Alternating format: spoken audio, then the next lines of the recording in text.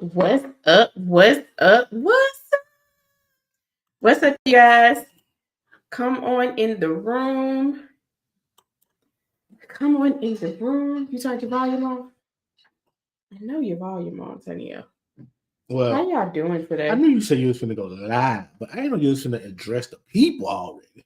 Oh yeah. Maybe it was just like live. Don't say nothing. Let them come in. Okay. Maybe play the video until it comes.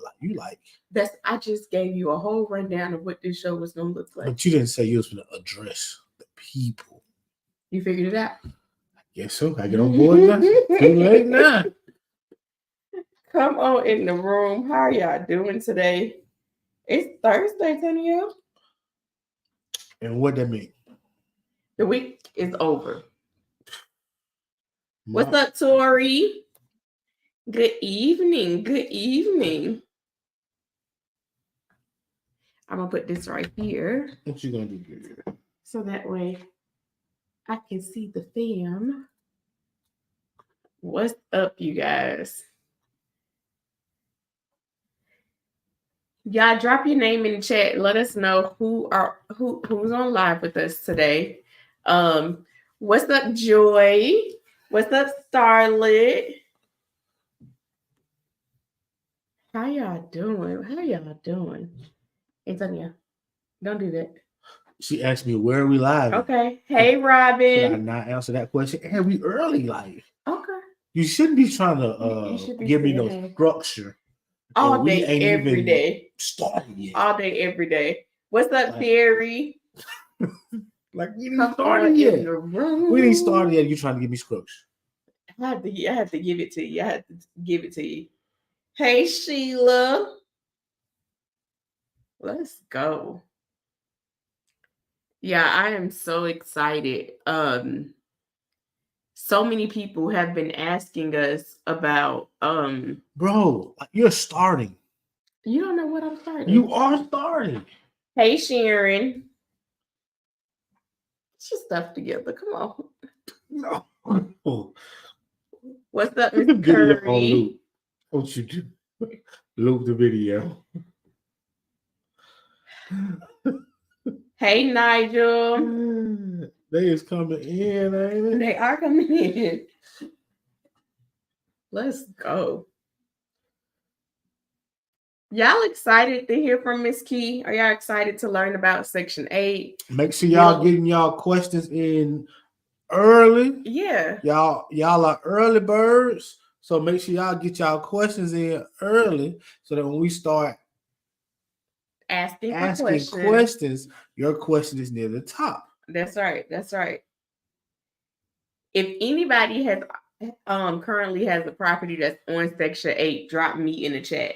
If you currently have a property and you're a landlord and you are working with Section 8, put me in the chat.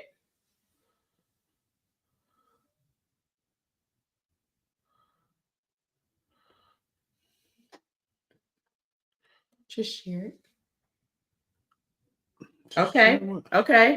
We you guys have a lot of properties on Section 8. Absolutely.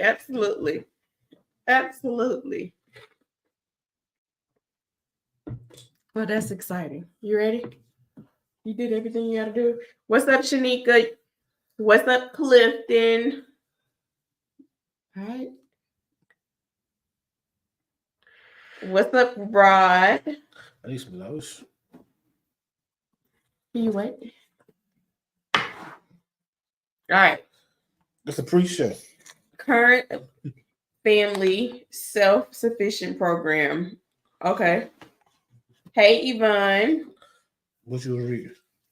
What court? Let's put. Okay. Well, I'm excited. We have Miss Key. She is waiting. She is a wealth of knowledge. She is ready to dive into it. She is ready to teach us some things that we don't know when it comes to Section 8. Talk to us about some of the misconceptions when it comes to Section 8 and really help us clarify as investors, what do we need to do to either prepare our houses, to prepare ourselves so that we can have Section 8 tenants, so that we can work with Section 8 and we can really help our community when it comes to growing in Section 8. What's up, Alexis? What's up, Brenda? I was kind of what you were saying when you say to growing, but like Section 8 helps stabilize this community. Absolutely. It helps get those vacant houses filled because investors know that, hey, I can get guaranteed money. That's it right there. That's what investors say. I can get guaranteed money. What's up, Q? I see you in. Congratulations today on your closing. Let's go. Big girl closing. Congratulations. That number 2 with your partner? That's number 2. Is that number 2? Congrats. Yeah. Second flip in the books. And I know Project 3 is loading. You know it. They always got something up their sleeves. I'm proud of you girls. And I would definitely say be looking into getting 1 or 2 rentals. You know, did 2 flips. Let's start thinking about a rental. Absolutely. What's up, Andreas? All right. She said thank you and yes. Okay. All right. So let's jump into it.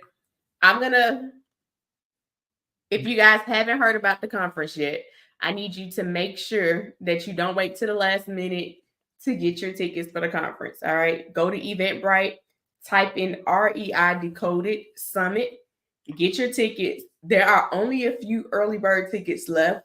The conference is Friday, all day Saturday. On Friday is for VIP only. We're going to be working on your mindset. We're going to be working on finding out what are those things that have stopped you from reaching your full potential. All right. Video. Let's do it.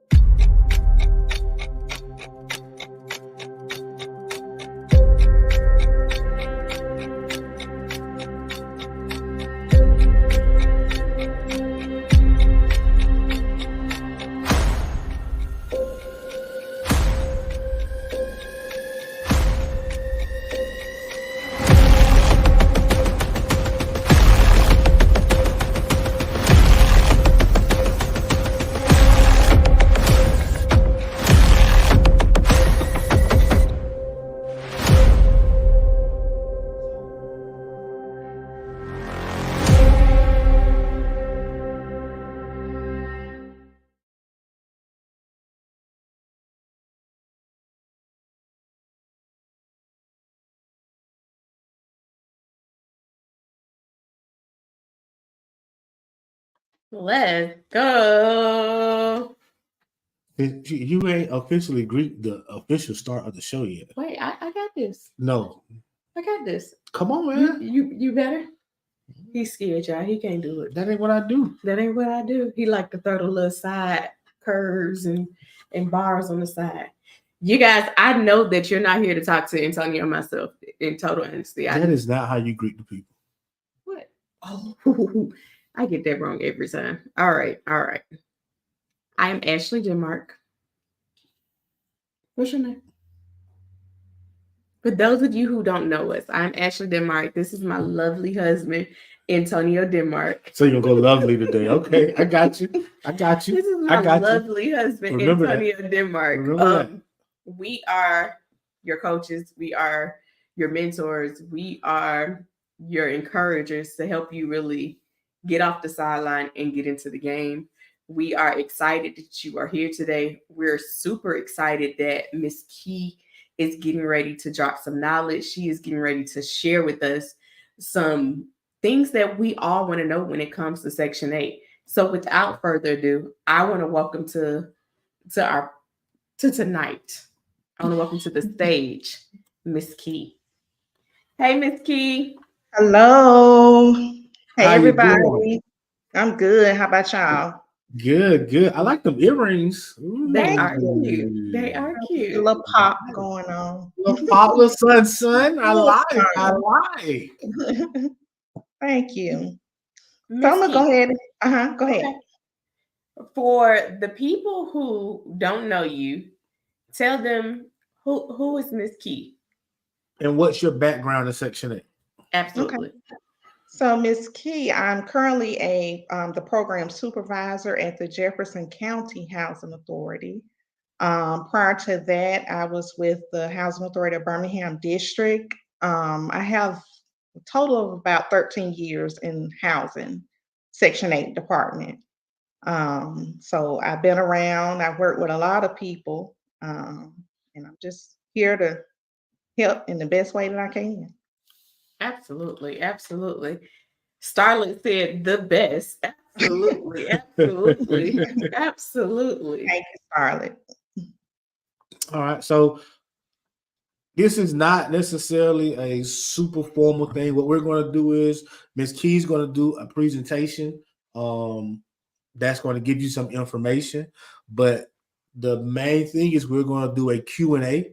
So if you have questions, if you have things that you've heard that you want to verify or make sure they're true, make sure you drop your questions in the chat so we can ask Ms. Key your questions.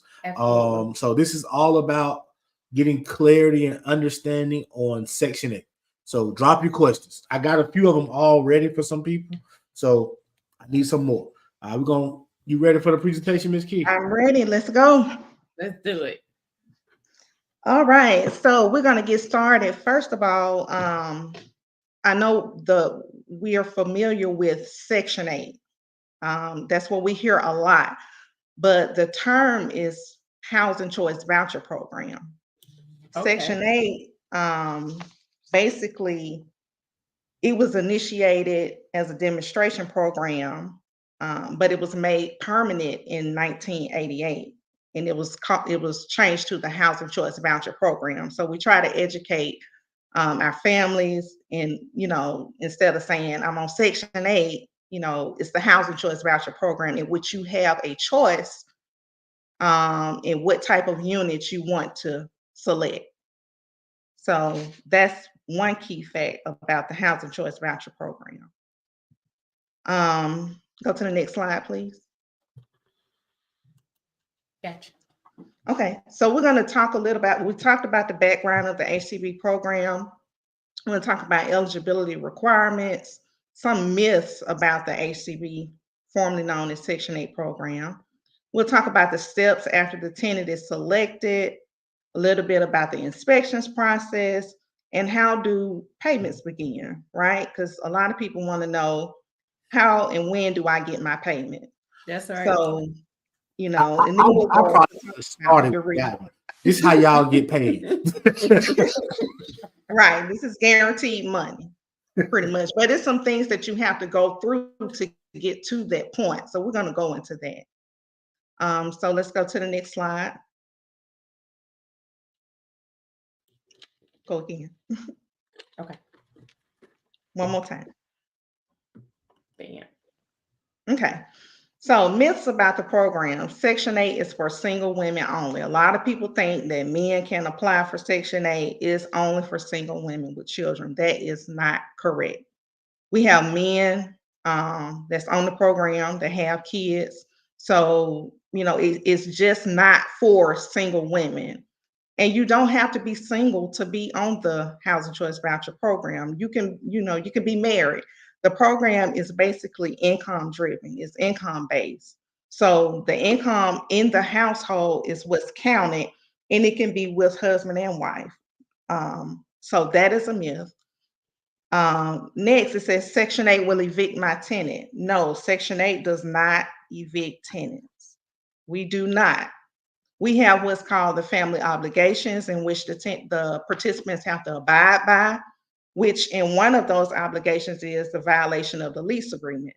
The lease agreement is between the tenant and the landlord. Housing Authority has nothing to do with that lease agreement.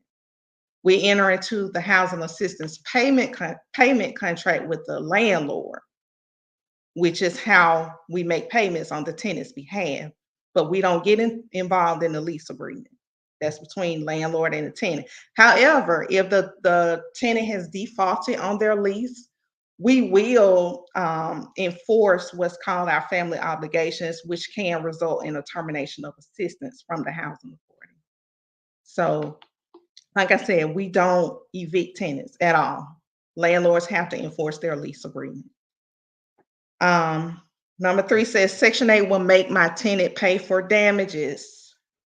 That's also a myth. We cannot make the tenant pay for damage. What you would do is what you would do in any other case. You will pursue the tenant. If you have to go through small claims court or something like that, but we can't make the tenant pay for damages. Once again, we have what's called family obligations. We can propose termination of assistance, but it will be up to you to enforce that lease. Also, it says one cannot work and receive housing assistance. That's incorrect. You can work. Matter of fact, we want you to work while you receive Section 8 assistance.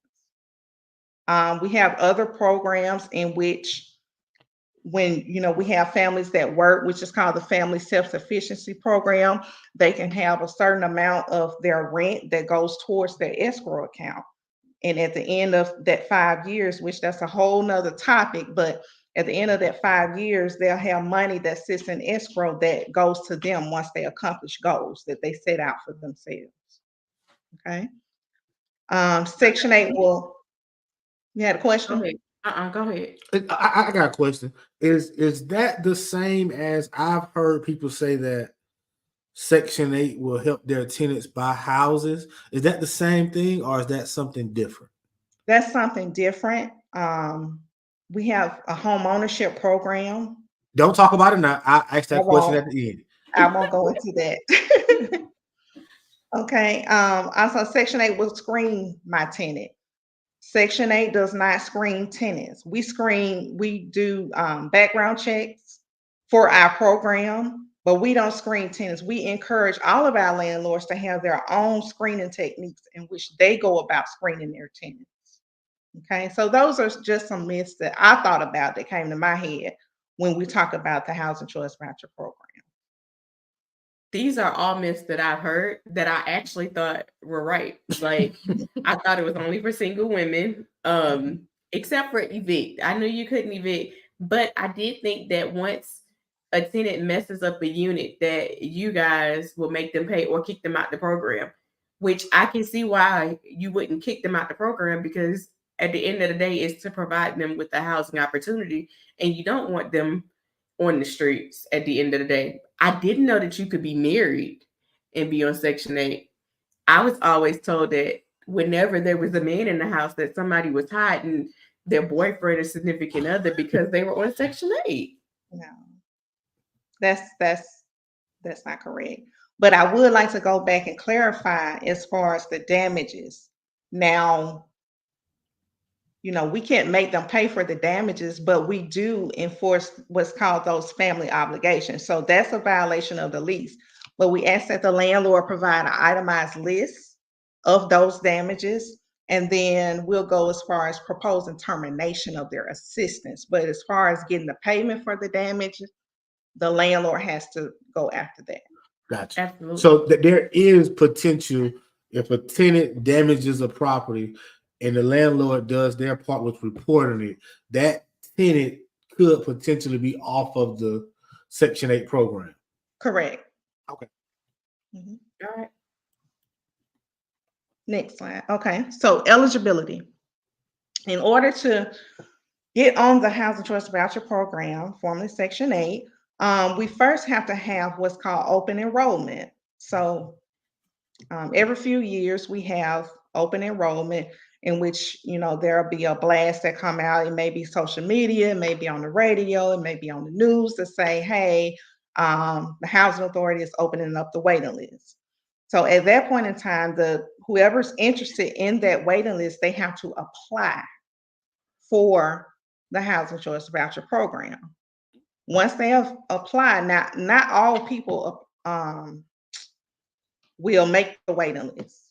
Okay, so I will say that not everyone make the waiting list. Sometimes we have what's called a lottery, in which the system select the participants that'll come on the waiting list.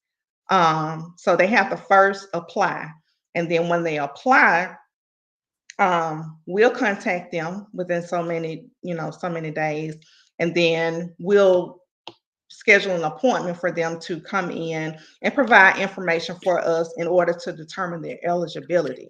Some things that will make them that we look at basically is we try to see if they're income eligible. We have certain income limits in which we go by to see if that family meets that income criteria. Also, they must have a satisfactory background. That's another thing. And they can't have any debts owed to any other public housing agencies. So all of those things will determine if they go to the next level, which is to receive a voucher. Okay. Yeah. Before you go on, I got some questions in the chat, and I want to make sure we answer them while we're talking about them, so I don't forget. Mr. Harris said, "Is there much of a difference between HCV programs in Jefferson County and Madison County?" So, within the state of Alabama, are there much of a difference between the HCV programs? It should not be a difference. We're all are governed by our HUD regulations. So you have different agencies that have different plans, and which is the administrative plan that they go by. But we all are up under the HUD regulations, so it should not be any different when you talk about the housing choice voucher program. Okay. Tamiko says, "What's the part of the Section 8 background checks? What all do you look for? Is it just convictions?" We pretty much look for anything, but the thing that we primarily look at is when did it take place. So if you have anything on your background, then we look at when that happened, what was the outcome of that. But also, you have the opportunity to basically dispute it or provide information about that case. So I'm gonna just say what people thinking. So if someone has a drug related charge or a conviction, if they have a sex offender charge or eviction, how does that look if it comes up in the background check? Absolutely no sex offenders. Okay. But when you're talking about anything else, once again, we look at when it took place, Okay. So definitely more of what a the second outcome chance. is. Okay. Yeah. Rita said, "What exactly does satisfactory background consist of?" Meaning that your background is clear. Okay. Well, we getting low. But once again, if you have something on the background, we just have to review it further to make A the letter of determination. explanation. Right. Okay. Absolutely. Chris Terrell says, approximately how many people are on the Section 8 waiting list? And that can vary from agency to agency. With our agency, I don't want to throw a number. I'm gonna say roughly 1,500, and I'm just throwing it out there. But it could be the waiting list can be for years. It could be for years. Wow. Okay. Okay, I think we talked about that. How does a person end up owing the public housing authority if the landlord is responsible for enforcing the lease? Well, let me answer that question. You can owe the housing authority if you have, let's say, you have income that wasn't reported, and we pull our HUD report and we see that you have income that wasn't reported, and then you go into a repayment agreement, you default on that repayment agreement, that can go against you as owing money to the housing authority. Nobody ever talk about that. Yeah. Yeah. If you're in public housing, which is a different sector, if you're in public housing and you owe that agency for rent that you didn't pay, that can go on the debt owed, but not to go to say that you owe the landlord per se. Right. Sweet. Ooh, okay. Last question before we let you keep going. Does veteran housing fall under Section 8 under 8. VC. Wait, I'm saying it wrong. HCD. Veteran housing, we do have what's called our VASH program. And so that program is specifically for veterans. And you have to basically, we have a partnership with the Birmingham VA. So you express interest to the Birmingham VA that you know, in need of housing, and they'll make the referral to the housing authority. Good stuff. All right. Back on you. Okay. Was that it for that slide? Yes. You was done with that slide? Huh? Yes, I You was was saying done? that. Okay. Yeah. All right. So how to become a landlord or a vendor? Must not be debarred from any other program, must have a valid photo ID, proof of ownership, property management agreement, if applicable, W-9, voided check, and authorization for direct deposit. Those are the things that we ask for when you want to, you know, come aboard to partner with the agency. Okay. Devil's advocate. Does the landlord go through a background check also? So we have where we can enter into the system to see if that landlord has been debarred from any other agency. But other than that, pretty much no. Okay. Interesting. Okay. Are there any? I'm gonna wait for this question because you may answer it. I'm gonna wait for this question. Okay. All right. So tenant selection. So you're a landlord and you're looking to rent your property out. You've located a tenant, a potential tenant, and that tenant must have a active voucher at that time. So the voucher, it'll specify on the voucher how many bedrooms, the effective date of the voucher, I'm sorry. They'll also have what's called a request for tenancy approval packet. We also call it a rafter. And the rafter can be anywhere from 15 to 25 pages long, but it asks, you know, several things of the landlord as well as the tenant as far as how many units in the, I'm sorry, how many bedrooms in the unit, the fuel type, it'll ask for the proposed rent amount, security deposit, all of that information about the unit will be in that request for tenancy approval packet. So you and the tenant will have to complete that rafter when you all decide that, you know, you're a good fit for each other. Once you complete that rafter, you give it back to the housing authority. A caseworker will work it up to determine whether or not the unit is affordable for the family. What else? Make sure that the unit is affordable, and they'll also do what's called the rent reasonableness to look at other units in the area to see if the amount that you're asking for is, you know, within reason. If that's the case, then the next step will go and schedule an inspection. So once we schedule an inspection, the unit has to be ready for inspection. An inspector will come out and inspect the unit. If the unit passes inspection, good, then we can schedule a move-in date with the tenant. If the unit does not pass the inspections, you get so many days to correct whatever the deficiencies are. Once those deficiencies are corrected, then the unit will be in compliance and we can go ahead and move forward with what's called the housing assistance payment contract. That's the contract, as I mentioned earlier, between the housing authority and the landlord. But we have to have a lease agreement before we can process that HAP contract. So you have to have the tenant with the voucher, they have to have the rafter, the inspection have to take place. And then once the inspections take place, then we generate the contract. We cannot allow a tenant to move into a unit and there is not a past inspection. Gotcha. That's pretty much how that process works. Okay. Rita and Lisa kind of asked the same questions. Are there restrictions on the ratio between the number of bedrooms and the number of people that can move into a property? Is pretty much based on your household composition.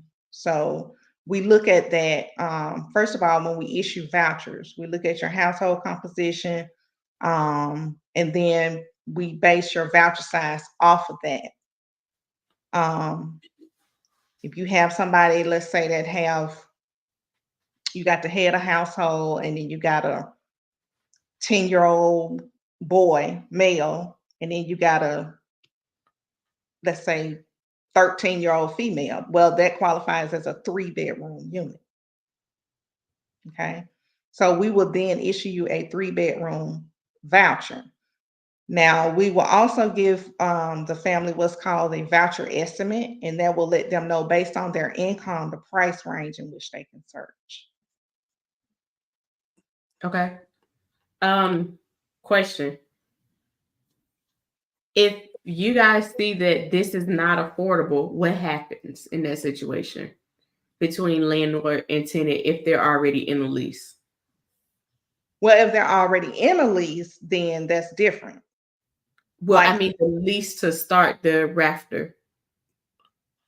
I'm not sure I understand what you're Okay. saying. So let me back it up because I may have heard it wrong. Or processed it wrong. When they're getting ready, when they're filling out that rafter, they must first have a lease with the tenant, right? To submit to Section 8?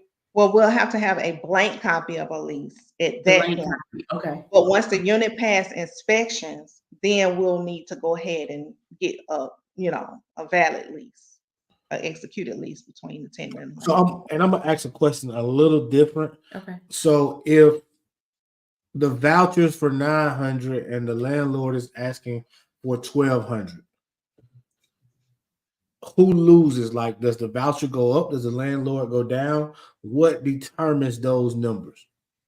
So once again, the voucher estimate will be based on the family's income. So if we give them an estimate for 900, that means that they can only afford around that amount.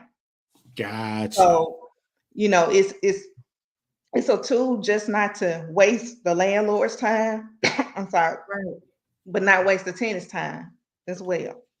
Now it's up to you if you want to, move forward and process that rafter, and then we can do what's called, we'll negotiate the rent. We'll tell you what's the most you can get from that, for that unit. But other than that, the estimate is, basically the estimate. That's what we're telling them that they need to go search for. I'm sorry. Good. Okay. All right. One more question, and then we're gonna go to the next slide. So a single person, would they only get a 1-bedroom for a single person? That's on Section 8. Correct. Correct. Unless they have some other, you know, extenuating circumstances going on. And, they'll have to bring that to the caseworker's attention. Because there are some instances where we may can deviate from that, but, it's case by case. Okay. All right. So you've gone through all that process, got your tenant, got the lease, the HAP contract has been processed. What happens next? So tenant move in.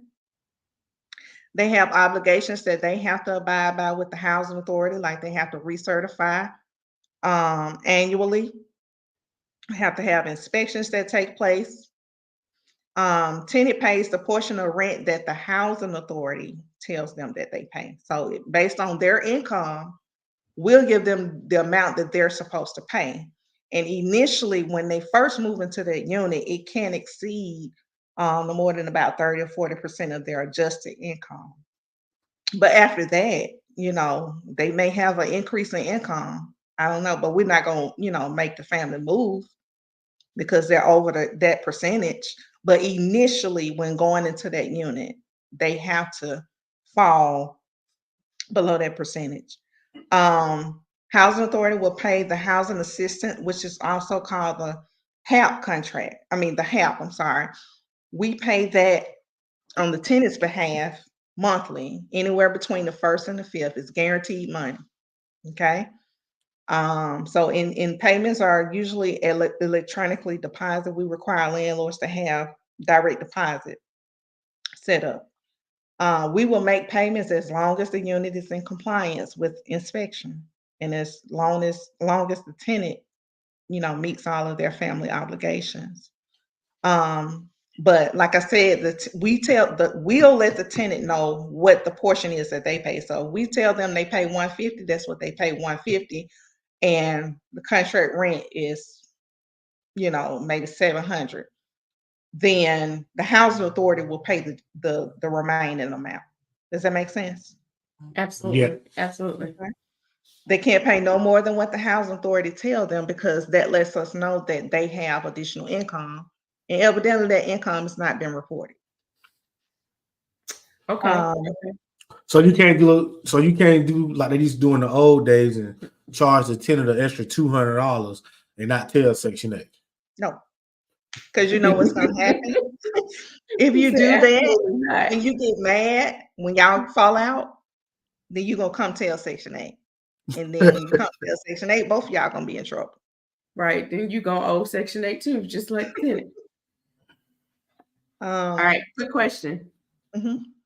What's the time frame from a tenant reaching out to a landlord to do a lease and moving in? I know it has something to do with the inspection. But say inspection goes as planned, what's the time frame? Say So they then pass inspection. it passed inspection. Once it passed inspection, we'll generally notify like the next day that it passed inspection. Once it passed inspection, that caseworker, I'll say probably within, I would say within that same week, that caseworker gonna reach out to the landlord and the tenant.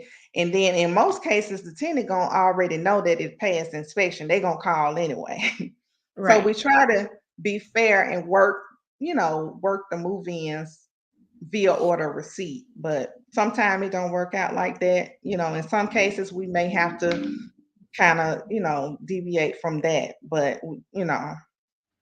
it's not a long process, I would say. Absolutely. Okay. How often, once the tenant is in the house, how often do you guys come and inspect the units? So we'll inspect the unit. We'll do a biannual inspection, which is every other year. We just, recently changed to that. Or if there's a complaint. So the tenant reach out to us, or the landlord. It could be either one of them. Reach out to us and say, "Hey, this is going on with the unit." First thing we're going to find out is if the landlord knows about it, because a lot of times, people may skip over that process and call the housing authority. Well, we have to notify the landlord that we got these issues going on. So, that's called what's called a special or a complaint inspection. Okay. But that's pretty much it as far as that Yeah, goes. Terrell. Okay. Okay. Is it discrimination if I can only show my property to potential tenants who say they are 55 years or older? Not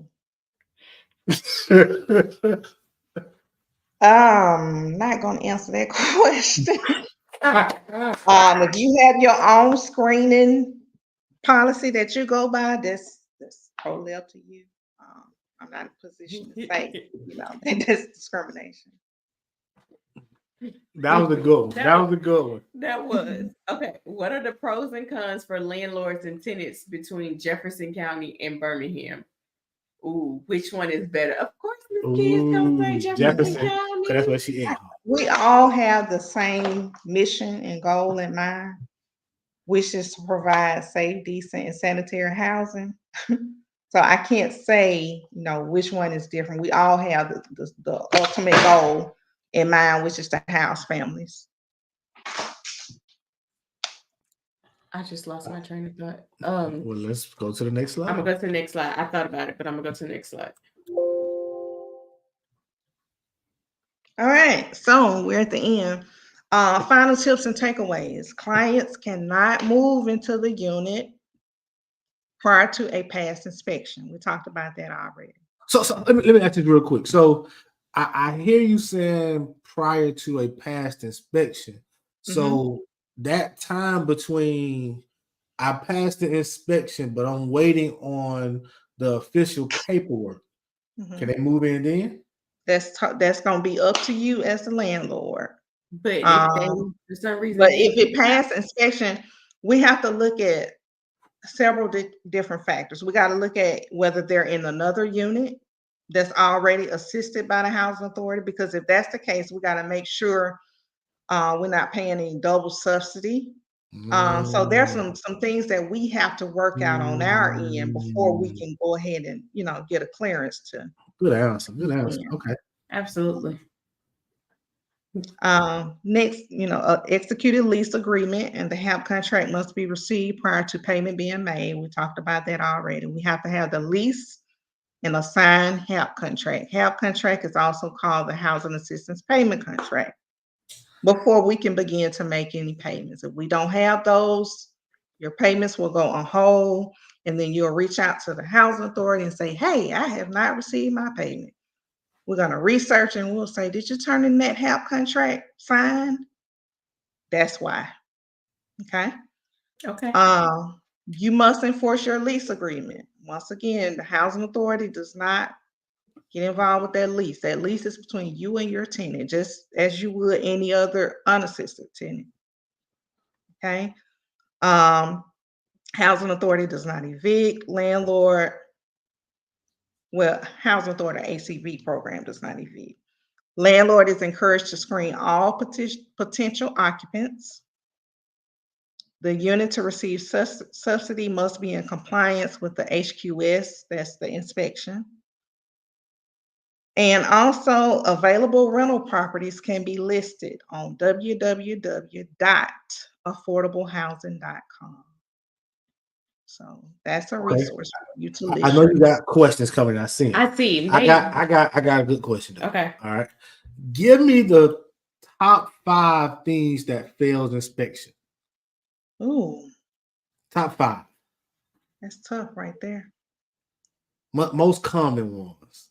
Okay. I may have to get back with you on Okay. that. All right. That's fair. Well, let me ask you. So, if you're watching and you got a Section 8 property and you've had an inspection, tell us some things that you had to fix after the inspection. So, I know people on here got Section 8 property. So, just to give people an idea of kind of what it looks like and how tough or untough the Section 8 inspection is. So I'm gonna roll into the first question if you're ready, Ms. Key. I'm ready. Okay. How do you change ownership? Either the property is sold or if the landlord passes away. So it's just a matter of you contacting the agency, contacting that caseworker, providing the information as far as, first of all, we'll have to know if the new owner is currently one of our partners. If so, that makes the transition pretty easy because it's a matter of collecting the deed, W-9, management agreement, and we just go in the system process and make it effective for the following month. But not all cases work out like that. Like says you mentioned something about a deceased landlord. Those cases right there, we have to go through a lot with deceased landlords because they have to go through the court process and all of that. So it varies, but ultimately, we can get it done. It's just a matter of letting us know. Okay. How does the housing authority deal with an increase in family size when a tenant has been approved for a certain number? That's a good question. Of bedrooms, for a certain number of bedrooms. So I just had a new baby, or I just adopted my niece, and I need more. Yeah. So, you let your caseworker know you just had a new baby, you need a larger unit. Of course, they'll have to evaluate that based off the subsidy standards. And then we have to look at where you are in the process. When do you recertify? When are your lease in? A lot of different things. Are you in compliance with your landlord? Right. You have any outstanding balances, so. All right. So the background check that you guys do, is it something that's being done on a national level, or does local levels do it differently than Section 8 as a whole? So I can only speak for my agency. We do it at a local level. Um, so So I'm gonna say this real quick for people who Y'all are loading me up. I see y'all. who've never rented a property. mhm. From a financial standpoint, understand that it costs more from a background check, from a tenant screening standpoint, to do a national search. It's cheaper to do the local/state search. So when you are looking for tenants, that national search is going to cost more. So just keep that in mind when you are screening your tenants. That financial cost. All right. Do you know you at? All right. How will you know when you are finally chosen? Will it be a mail or email or a phone call? I've been waiting almost 2 years. I lost everything after a battle with COVID. So I'm assuming this person is trying to get onto On Section Section 8. 8. And I'm assuming that they're not on the waiting list. So they asked the question, how will you know when you get chosen? So it Mhm. sounds like to me that they applied and they don't know whether or not they got Mhm. chosen. Okay, and if that's the case, you would have known shortly after you applied whether or not you made the waiting list. So if you didn't hear anything, um, you probably did not make the waiting list, but you should have some way of going back into the system in which you applied to check your status to see if you're on the waiting list or, whatever the case may be. Absolutely. All right. We answered Jimmy's question. Who's responsible for any deposit money, the tenant or the housing authority? The tenant. The That's a tenant. good one. Now Okay. we have had, I'll say this, we have had instances in the past in which the housing authority would assist with the security deposit, but that was under um, some special programs that we had. Okay. Do I have to have custody of my kids in my household for them to be on my voucher? Yes. You got to prove they're yours, or that yeah, Well, that they so belong to you. initially coming on,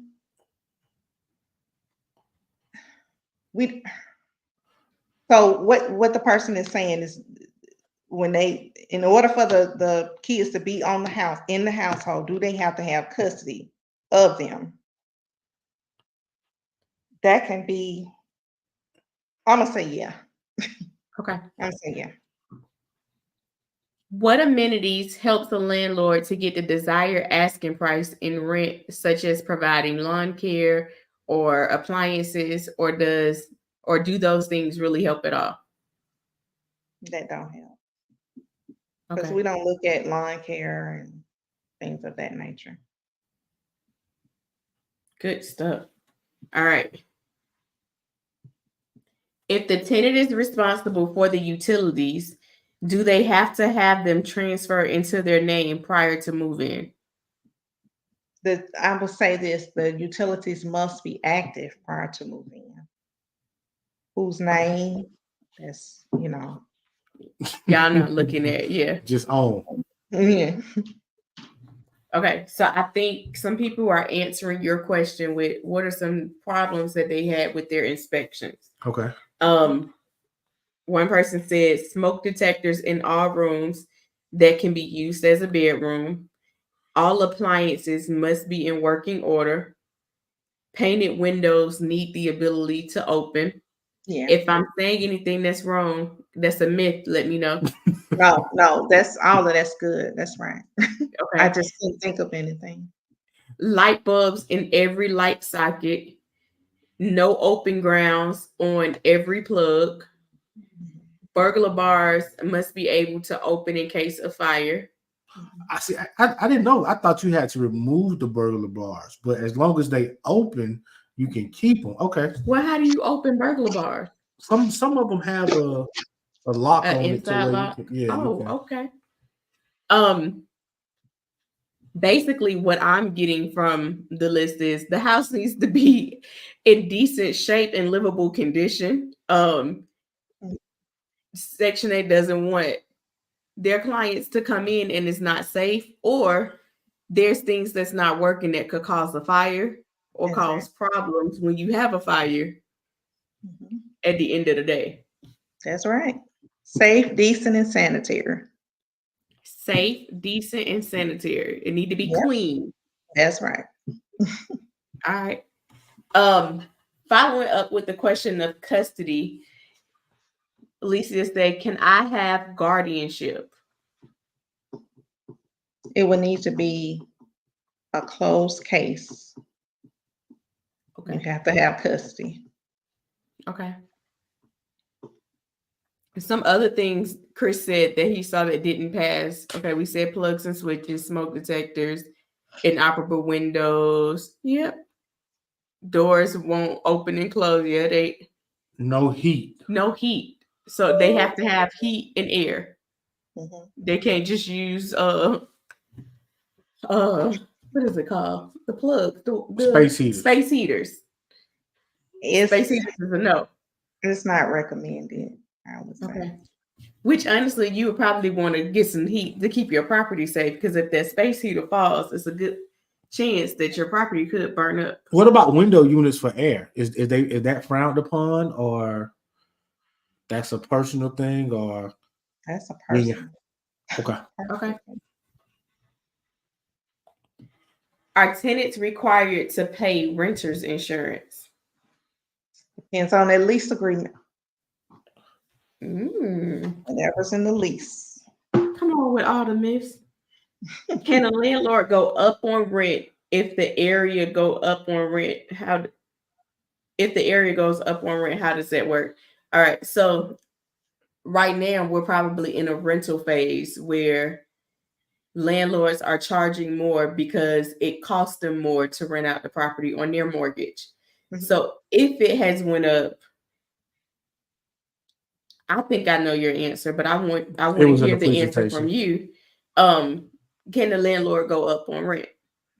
They can request a rental increase, but they have to do that through the housing authority. You And can't that's annually, right? get prior to the lease expiration. So I think it's like maybe 60 days. 60 days before. Okay. Yeah, Okay. but they can request a rent increase, but just make sure that it's done through the housing authority. You Okay. can't just send the tenant an email and say, "Hey, your rent is now $900." No, you have to go through the housing authority. Absolutely. All right. If I have 5 people in HH, I'm not sure what HH means. I'm assuming you do. Hey, Does that mean I get 5 bedrooms no, In the household. in the household? No, because tell me if I'm right. Tell me if this is what I heard, and if this is right. Mhm. It basically depends on your ratio. So let's Correct. say out of that 5, 2 of them are girls and 2 of them are boys, and there's mama. Then the 2 boys can be in a room together. The 2 girls can be in a room together. So they would normally just have a 3 bedroom, right? Yep, two Okay. heartbeats to a bedroom. 2 heartbeats to a room. Mhm. Interesting. I Unless done, they're opposite sex. I done had 4 heartbeats in my house in the room. Not a Section 8. I'm talking about personal. All right. So we got about 5 or 10 more minutes. So if you got some last minute questions, make sure you drop them in there. I see a couple of them coming in, they're trickling in. So take advantage of this opportunity. If you're thinking about doing Section 8, get as much information as possible before you start that journey. Because Absolutely. that journey will be so much more smoother if you have at least 75 to 80% of the information before you get down there. Absolutely. How do you sign up to get on Section 8 if you're a senior and you're 60 and a widow? Do you still have to wait for the opening if you're a senior citizen? You kind of breaking up. I heard some of the question, but not all of it. How do you sign up to get on Section 8 if you're over 60 and you're a senior? Do you have to wait until the next opening to apply? Or Yes, can so you go ahead? so everyone has to, in order to receive, you to apply during open enrollment.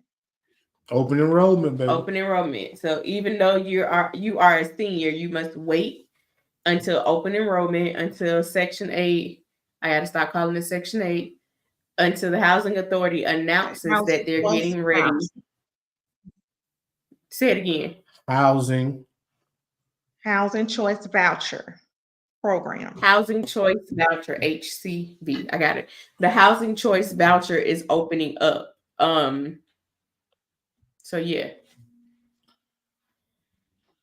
If I'm on Section 8 and I'm interested in becoming a homeowner, I'm only approved for a 1-bedroom with my voucher, how does that work with becoming a homeowner? I heard you say, how does that work? I didn't hear the end. How does that work with becoming a homeowner? If they're on Section 8 and they want to buy their first house, but they only have a 1-bedroom voucher, how does that work with becoming a homeowner? So as I stated earlier, if we issue a 1-bedroom voucher, there are some instances where, you may be able to get a 2-bedroom. We just have to evaluate on a case-by-case basis.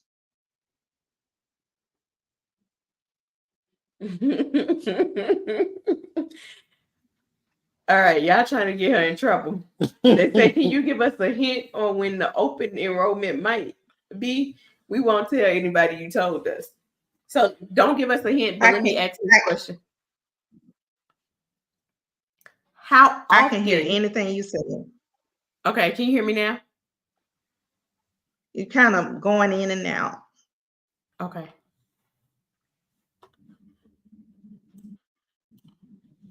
All right. Better?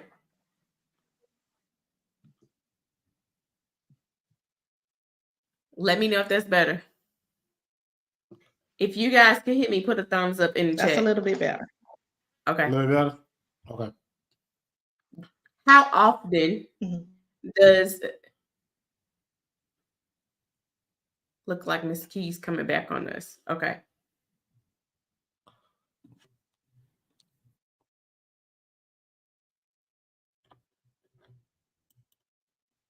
You guys got some really good questions. Yes. This was really good. If you guys have gotten a lot of information out of this, let me see some hearts. Let me see some hearts to know that you guys, this was helpful to you guys and you would like to see more of these. Just I got a question if she come back though. Okay. So I'm gonna forget my question. So okay. If she comes back, and I'm pretty sure she'll come back and watch this. I see your hearts. Okay, good. But is it against the agreement if I rent Section 8 to a family member? That allowed? Ooh. If my cousin or my aunties on Section 8, can I rent to them if they are Section 8 approved? That's a good question. You know? No. Miss Key, you ready? All right. What's going on? Okay. It's okay. It's all right. We're gonna wrap up. We've been about an hour anyway, so we good. I had a question before we go. Okay. Is it against the rules to rent to a family member that's on Section 8? So typically, yes, but there are some cases in which will allow if it's a reasonable accommodation. Um, so we may be able to do that, but that has to be something that's basically that we have to really look into. It has to be, a reasonable accommodation or for, some reason in which you have to rent to that family member. If it's medical Okay. reasons or. But If a yes, kid, I mean, ultimately you cannot rent to a family member. Okay. you're the only one that would think of No, that would apply. Tamika said that was a good question. All right. So say you have a 19-year-old. How long would that 19-year-old stay as a part of your voucher? At what point do they need to get their However, own? that's up to the head of household. Yeah. Yeah. I hope you guys got y'all questions in. Yes.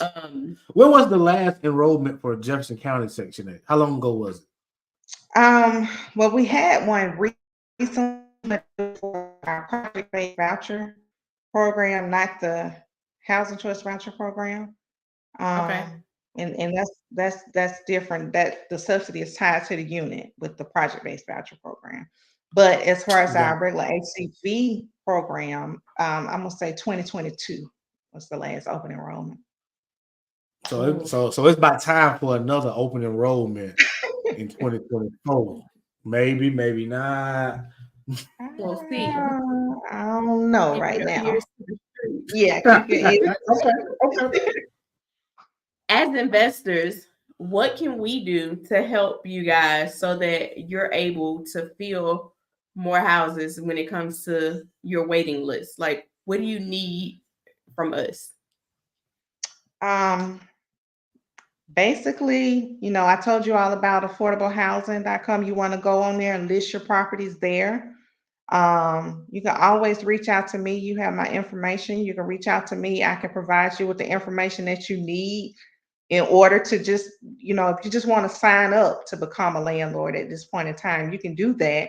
And then once you locate a tenant or a tenant locates you, whatever happens first, you can just, once again, they have to have that voucher. They have to have that request for tenancy approval. You have a tenant, they have that information. You completed, you already, a listed vendor. So we just, that makes the process flow much smoother. Sweet, sweet. All right. All right. Well, Miss Key, you have been amazing. You have debunked a lot of myths that I thought was true. Let me say that.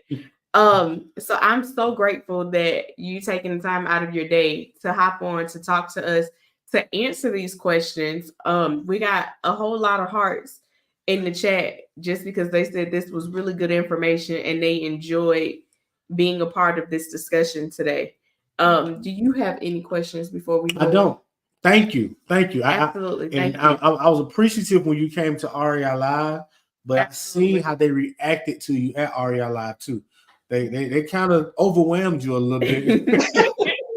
Okay. And I was like, we gotta have her again because Absolutely. the interest is there. And our Yeah. job is to try to help people debunk some of those myths and get over some of those fears. So Right. thank you again for taking your time out of your evening to spend with us.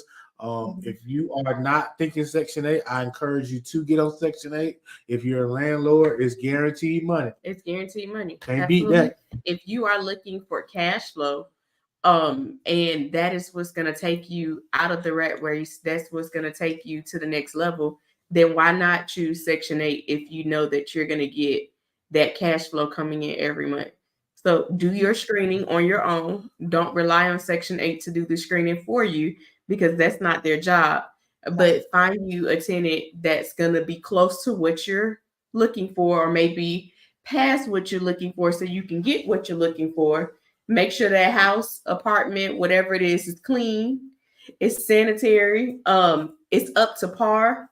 Don't give them something where the electrical ain't working right. Like, make sure it's a good, decent house because there are families that are staying in there, there are kids that are going to be raised in there, and make sure it's in a safe area. Yeah.